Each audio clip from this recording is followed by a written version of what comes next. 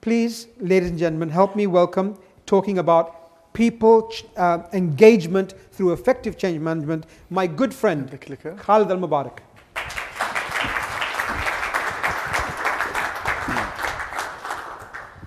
Assalamu alaikum jami'an. Well, thank you, Rahman, for the introduction. You can pay me later. It's great to be here with this group to talk about a very important and financial subject, which is change management, which has been talking about it in the past, as you mentioned, 17 years. But since we've founded the Mojo Training, specialized in change management training consultancy, this year, 2017, we're celebrating our 10th anniversary. We started back in 2007, and this year is our 10th anniversary. In the past, we did quite a number of training workshops and seminars and conferences all around the subject of change management. And what I've seen in the past 10 years, that change management has grown, and the importance of change management in the region. 10 years ago, 9 years ago, when I talked to people in companies, they say change management. So what's change management? No, we didn't need it. We're doing fine. We didn't need this new thing. And now people approach me, and even if this comes, maybe you notice I'm sitting in the back, because we're still getting quite an interest from government organizations and from private companies. Okay, so my topic this morning is going to focus on employee engagement, which is a very important thing in business, to get people engaged. So again, in this next 2 days, we're going to talk all about people and getting people through the change. But one of the most difficult changes you do in an organization is the culture change, the values and culture of an organization, because that grow over years. So it takes a long time to change the values and culture of an organization. And people engagement is a very important thing. You know, competitive companies has advantage of employee engagement. And I'm sure all of you have stories and have experience with many businesses, be it hotel, airlines, restaurant, where you had unengaged employee. And I'll share with you a real story happened to me in a bank in Saudi Arabia. I walked into a bank to cash a check. This is a long time ago. So I came to this teller, who I think maybe had a rough day and he was not very happy with his job. So I gave him the check, and he looked at me with very unpleasant and smile. And he looked at the check, ID. I gave him ID. So almost he's fighting with me. Then he took a pen and slapped the pen on the table and said, sign here. Then I had to talk. I said, excuse me, there's no please sign here, just sign here.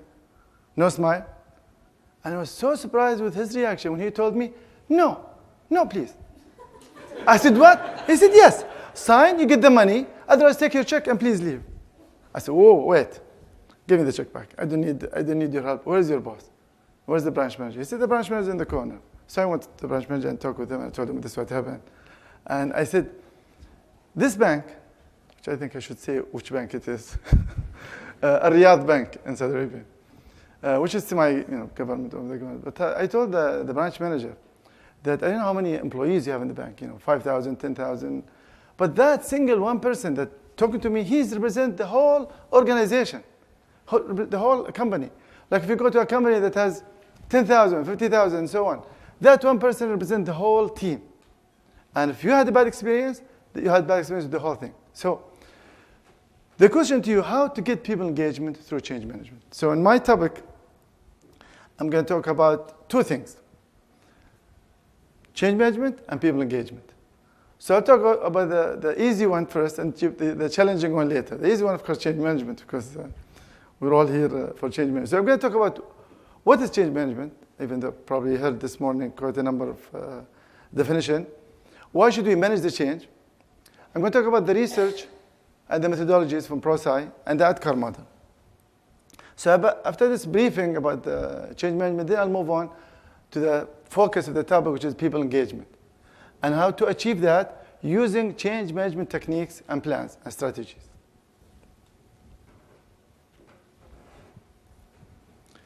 John Carter, which I think Mark talked about it, talked about leading change. He talks about that change is not going to slow down. If you think now we live in a very fast changing world and lots of changes happening, and as compared to 2, 3, 4, 5 years ago, what he's saying is the future is going to be more. A research was done by ProSci. Do you expect the changes in the next 2 years will increase or decrease? And the majority of reply from worldwide, they said, we expect that change will increase significantly in the future. So change is coming, and change management is here to stay. And using this quote and this scenario, that the change is getting more and more and closer and more complex, and it's non-stopping. The only constant thing in life is change. Is that when organizations tell me, Khaled, we don't need change management. We are a company that's been established 20, 30, 50 years, and our business is running fine. Why do we need it now? I said, maybe that's true. You didn't need change management 5, 6, 10 years ago, but you need it now. Because we live in different complex changes than we did in the past. And guess what? You would need in the future more than you would need it now. And that's why you need change management. And that's why some organizations wouldn't need it. Talking about changing faster, Mark syndrome. It's not a matter of change, to change or not to change. We all have to change. It's a given. But the question is, how fast do you change to be ahead of the competition? And to illustrate this point, anybody here in the room has a BlackBerry phone? Can you see show of hands? Oh, wow, Allah, mashallah, we still have few people. BlackBerries, or maybe Nokia. What happened? Anybody has iPhone or Samsung? Yes? Okay. Maybe if I asked this question 5, 6 years ago, it would be the other way around. How many have BlackBerries? Everybody. So what happened to BlackBerry? What happened to Nokia? The speed of change is critical for business. Look at the race and the war between iPhone and Samsung. Everyone tried to compete, bring new things, bring new features. Samsung, I don't know the number, iPhone 6, iPhone 7, 7S, 7, it's non-stop race. Based on a research from Harvard Business Review, they found that 70% of change initiative worldwide, it's a worldwide study, fail. Imagine the amount and the resources and the money spent and effort done by organizations worldwide, and 70% of change initiative fail. Another very interesting study talks about patients, heart patients. They go to the doctor, and the doctor tells them, you have to change your habit. You have to exercise, you have to eat right, you have to use your medicine, you have to do all this. And the study shows only 1 in 7 people will change their habit, even though it's literally a matter of life or death. People will not change. Can you imagine this scenario? The doctor tells you, you must do this, this, this, or die. You must change or die. I said, okay, let me think about it. No, I'll die, please. Change? No, I won't change. And it's so obvious at the cigarette. Any of you have seen a cigarette lately? I should have brought one with me as an example. Government try very hard to make people change to stop smoking. And they write down that this is not good for you and bring cancer, and because government pay a lot of money for the hospitals. Then they stop writing all this writing, and they write 2 things only. Smoking what? Kills. Exactly, smoking kills. Big, bold. Smoking kills. And you can read it from a distance because they write it in a big bold. So imagine somebody walking. Smoking kills. Oh, nice, how much? I'll buy this. What? Smoking kills? Yes, I'll buy it. Give me 2 of these, please. Or even, more crazy when you go to a hospital and you see, a doctor wearing this and having a cigarette in his hand and sitting by the doors. Didn't make sense. So change is not easy. It's difficult. And as a matter of fact, when we teach change management, we tell people that resistance to change is normal. So don't be surprised. And some people think about it for a while. I said, what? I said, yes. The resistance is a normal thing. As a matter of fact, I would tell them, if you make a change in your company and nobody resists, stop for me and say, something is wrong. These people are not normal. Why are they not resisting? Unless they didn't get it. So we in change management understand that resistance is normal, and there is no way, whatever you do, plans, strategy, to eliminate, you cannot eliminate. However, you can manage it, you can reduce it. research shows that about 50 to 75% of resistance at employee or manager can be managed adequately planned ahead of time. So change management, what is it? In case somebody see you next week, I haven't seen you on Wednesday and Thursday, where are you? Well, I attended a conference in change management. What is change management? You can use this.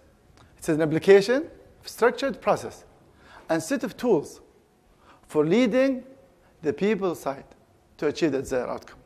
I know it's a mouthful, but simplify it. Change management is really a tool. There's a structured process. You follow methodologies. There's some plans you do. And our focus and the key word here is the people side. And what's the objective? Is to achieve the desired outcome, whatever the changes that you want to do in your organization. So how do we connect change management to the success of the organization, the success of our initiative, the success of the employee engagement? Organizations are excellent in doing the vision, doing the goals, coming up with initiatives. I've seen one company contacted me, they had 100 initiatives. They had a new CEO, and the new CEO said, we want to change things around. And every time you get a new CEO or new minister or anybody in the organization, things cannot continue what they had before. I'm here, I want to do new things. So they come up with ideas. Let's do this, let's do this, let's do this, which is great. Ideas and changes are great. But what's more important than coming up with this idea is what? The implementation. Making this work, making employees accept them. And that's the challenge people have. They think they come up with a good idea, good answer, good suggestion, good project, and that's it. But you wouldn't benefit till it's implemented. So what I want you to do is think with me for now. What are the changes that you have or you went through it in the past? Why are we changing? What are we changing? And very important, the people changing.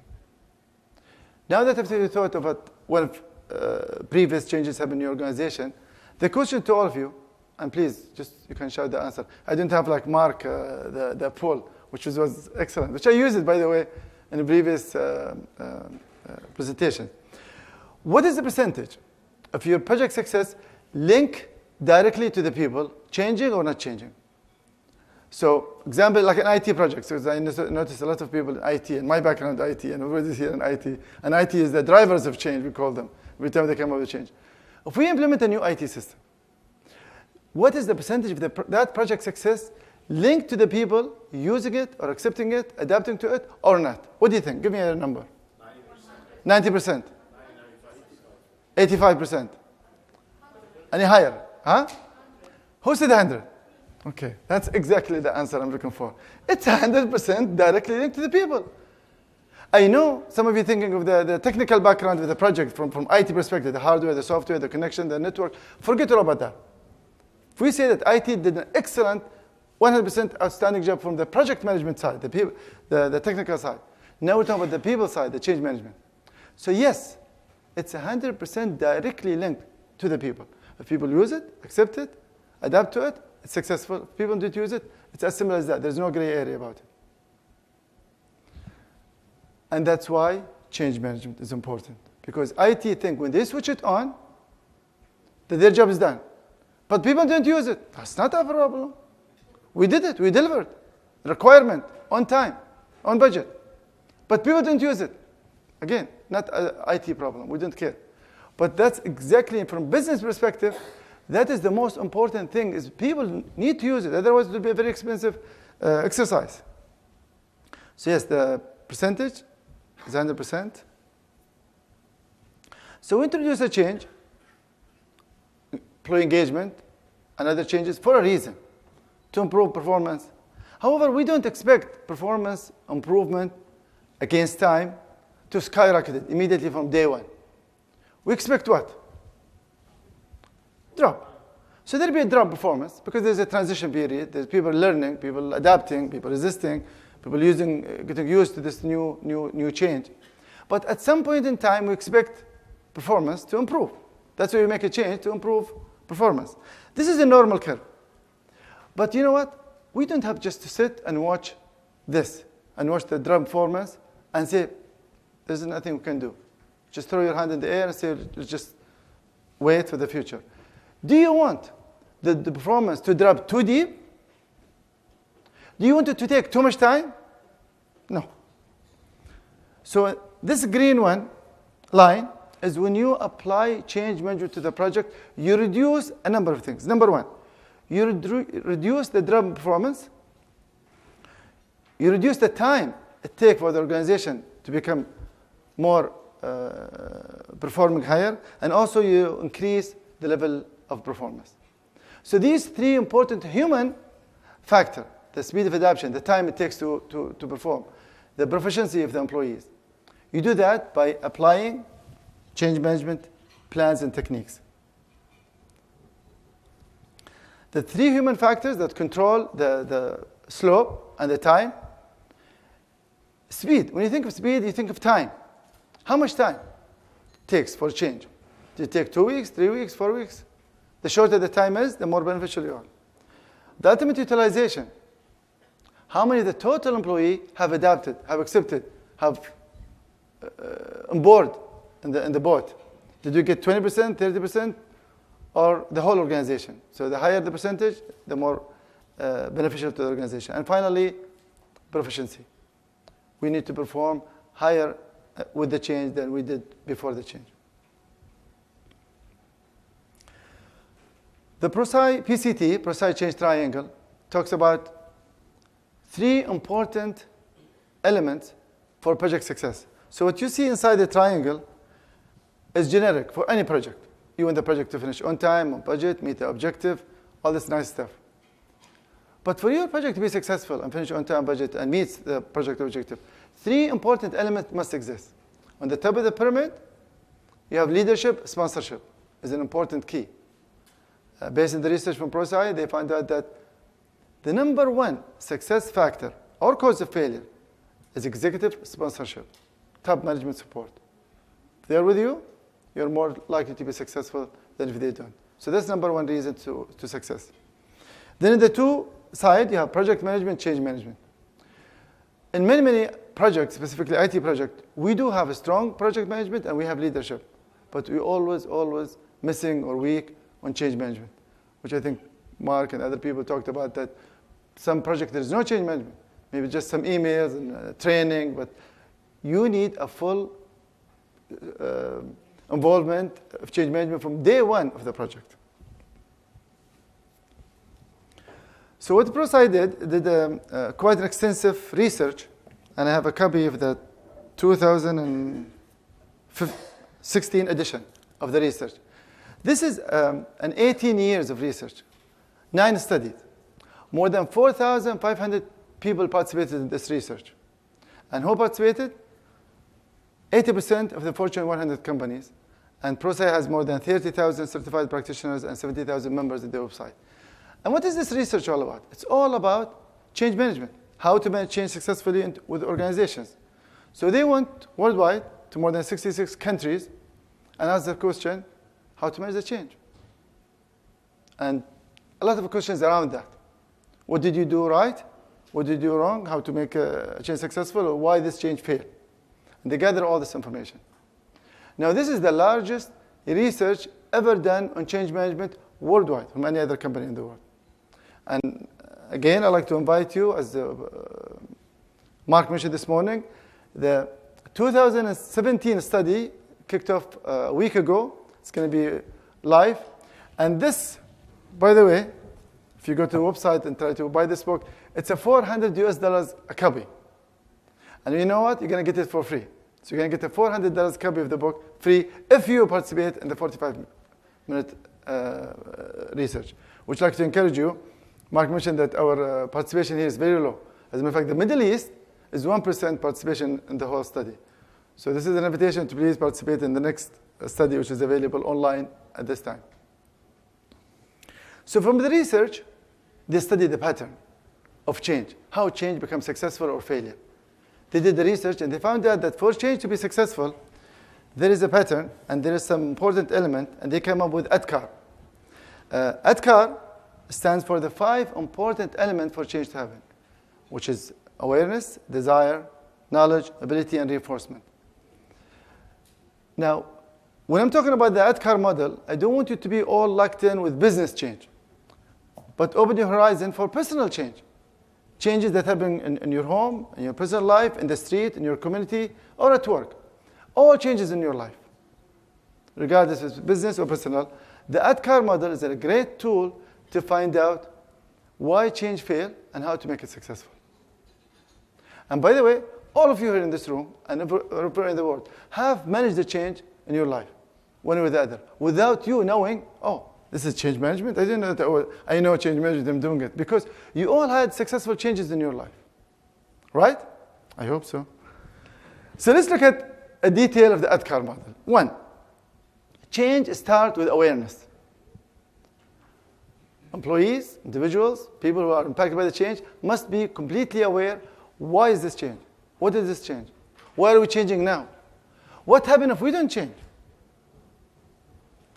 Change doesn't happen and get accomplished only by awareness. Employees, individuals can be aware about the change and the importance of this change, but that doesn't happen. You have to have the next element, which is desire. This is a self-decision. Employees are free to choose to change or not to change. Out of the 5 ADKAR elements, desire is the most difficult to achieve. You can make employee aware, but you cannot be more challenging, make them, you heard the saying, you can bring the horse to the water, but you cannot force the horse to drink. So desire is a very challenging to achieve. And change doesn't happen only by having awareness and desire. You have to the next element is knowledge. Now notice the importance of this element, that each one of them is connected to the next one, and you cannot accomplish the next one without the previous one. For example, if you go back to the desire, if employees are not aware about the change, they don't have desire for it. Can you imagine walking to an employee in one morning, good morning employee, do you have desire to change? Change what? Oh, we'll talk about it in detail later on, but first, do you have desire or not? I said, no, it doesn't make sense. Tell me, what is the change you want, and I tell you if I want to change, join you or not. Same thing with knowledge. If employees do not have the desire, they don't want to be involved in this change, you cannot move to the knowledge. You tell an employee, we have a new system, and we want you to use it from now on. He said, no, I don't have desire to use the system. Okay, don't use it, but please attend the training. I tell you, I'm not going to use it until you attend the training. Change doesn't happen only by having awareness, desire, and knowledge. You have to have the next element, which is ability. Employee must be able to change, which could be physical, could be mental, could be skills, could be any type of ability that will hinder the employee from changing, or the individual. Now, ability and knowledge are two different things. And to understand these two is like football. I'm sure most of you maybe play or just watch football. I watch, I don't play. In football, if you know all the rules how to play the game, does it make you the best player in the world? No. For example, you have the referee or the coach who know all the rules of football, the referee. But is he better than the players? No. So you could have all the knowledge, but the ability is a different thing. Change happens when you reach the ability, but you would need the reinforcement for the change to continue. Reinforcement is an important key to make sure it's maintained, because it's a common sense to go back to the old way of doing things. So these are the 5 important ADKAR elements that make change happen or not. What I'd like you all to do is do an individual exercise. Think of a change that happens to you. And I'm sure all of you went through changes in your life. From day one, from when you were in school, and then you changed to high school, you went to university, you got married, and so on. My son got married, I think, 2 months ago. And I sit down with him, I said, son, you're going to go through the biggest change in your life. I said, you are going to, when you get married, you have to completely change. I don't mean that you don't see your friend anymore or play games. These kids now, they love to play games in the computer. I said, but your life will be changed dramatically when you get married and when you have children and so on. Now, in our lives, we had successful changes and we had failed changes. So what I want you to think about, a failed change that you had in your life, that you wanted to make a change in your life and you could not do it. It was failed. You tried once, twice, 3 times, and you failed. Be it stop smoking, losing weight, exercise, whatever change you want to do, but you could not maintain it, you could not do it. and evaluate yourself in these 5 elements. Awareness, desire, knowledge, ability, enforcement for that change. When you reach which of these 5 elements is low, you didn't have it, it's lacking, that is the reason why this change did not happen. So a good example people can relate to it is smoking. Many people like to try to stop and they fail, try to stop and fail. As a matter of fact, one person is smoking, I tell him, why didn't you stop smoking? He said, what do you mean? Every day I stop. I didn't stop once, twice, maybe I stopped more than 300 times. You got it. So why it failed? You didn't have awareness why you should stop smoking, why smoking is bad for you, or you didn't have the desire for it, or you didn't have the knowledge how to do it, or you didn't have the ability, physical ability to stop smoking, or the reinforcement which continue with that. Now, we all live through changes, and change has been here since mankind. Since the beginning of life, from a caveman, there was changes. And I would like to tell you about the biggest change that happens in the history of mankind, the biggest change in the world. That happens 1,400 years ago in the Arabian Peninsula. What happened 1,400 years ago? Huh? Islam. When Prophet Muhammad, when he came and people were living life before Islam, how did they live before? They worship, who did they worship? Statues. Huh? The sun? So they had complete different life. They don't believe in life after death. They think they die, that's the end of life. They didn't know their God exists. And one person came, and he changed their mentality, changed how they live. He changed, and this change is so successful up until now and still growing. The biggest change ever in the mankind is Islam. How did he do it? How one person, one man, changed the whole world? Adkar. What did he start with? What's the first element here? Awareness. He came to the people around him and he said, you guys are aware that there's God, and there's heaven, there's hell, and there's life after death? They said, no, we're not aware. He said, no, there is. So after awareness, what comes? Desire. They said, what is the reasons why we leave our grandfathers and fathers and religion for years and come with you with this new religion? So he started preaching and tell them what are the benefits that they will gain for becoming into this new religion, what are the benefits. After they become more understanding, they said, okay, what's required from us? He moved on to what? The knowledge. So there's prayers 5 times a day, there is fasting, there is pilgrimage, there is zakah you have to pay, and so on. Ability. People are not able to do something. If they are, for example, traveling, they don't have to fast. If they are sick, they don't have to pray, and so on. And they moved on to reinforcement. And that became successful. So from now on, in your life, with your family, your wife, your husband, your children, neighbor, at work, every time you think about the change, how they make this change successful, think about it. Any failed change, you will see one of these elements or more is missing or weak. So that was the individual change model that was developed by ProSci from the research when they find out how change happens, what makes change successful or not. Okay, I'll move pretty fast. They developed a methodology. This is a 3-phase methodologies, which is the organizational change model. So we have an individual change model and organization methodologies to manage the change. And the connection between these is that you do a methodology so that you can reach the element of adhkar.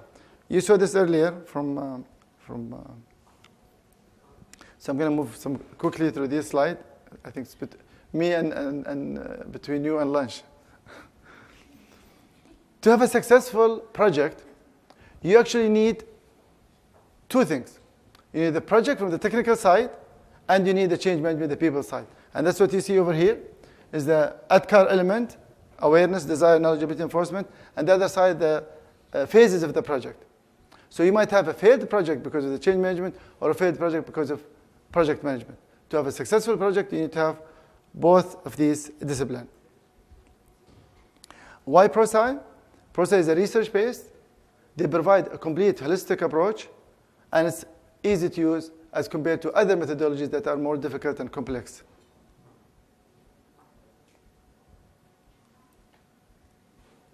The last thing we're going to talk about, and I'll go through it quickly, is employee engagement. What is employee engagement and why do we need it? And I'm going to link the success of an engagement project to change management and applying change management techniques. Research shows that organizations that are profitable, employees are engaged in the organization. They feel they own it. It's like almost they own the whole organization. And this is exactly what we need to do in our organization, is make employees feel that they are not just coming to get paid and leave and just do their work and watch what time the work finish and leave, but make them feel that they own this organization. They are part of it. Financially, they are part of it. They feel that they own it. They have a pride in coming to do it. And this is a very difficult to do.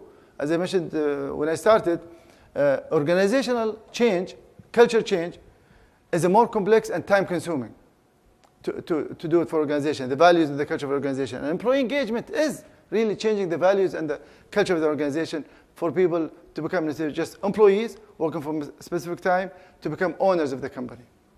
So more about employee engagement and getting people involved and getting, when you come up with an employee engagement schema, engagement project, one of the key criteria is not to come up and impose it on the employees, but let it come from them. When it comes from them, they are the owner of the change.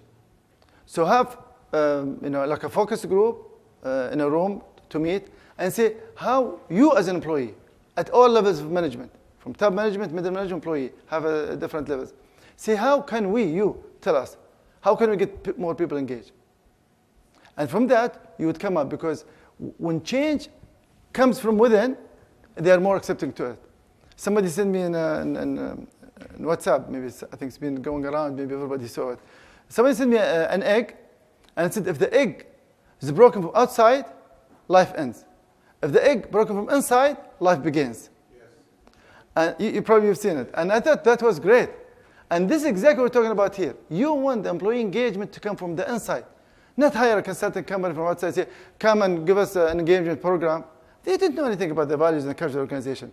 Get the people from within, and especially people who are older in the organization, who's been there 10, 20 years. Because again, this is a value and culture that's been grown for years. So the change management activities that will help you make the employee engagement successful. Communications, goes without saying. I don't think I need to talk more about communication, how important communications is. Sponsorship is a very, very important key. From top management, all level of managers are sponsors. Sponsors of the change, leaders of the change. Even we have saying in Arabic, كل راعي وكل مسؤول رعيته. All managers at all levels are sponsors for the change. Training, resistant management. You will have resistance. As I mentioned earlier, you cannot eliminate it. It always will be there. And reinforcement. Now, these 5 plans that I talked about, how can they relate to the success of the project at CAR? When you have communications plan, sponsor roadmap, coaching, resistant management, all these 5 plans affect directly to one or more than one into what? Into the outcome of CAR. People become aware, have the desire, have the knowledge, have the ability and reinforcement, and that will make your project successful. With that, I'd like to thank you very much for your time, and sorry maybe if taken not at all. You're bang on time. Okay. Thank you so much. Thank you, Khaled. Thank you very much indeed, Khaled.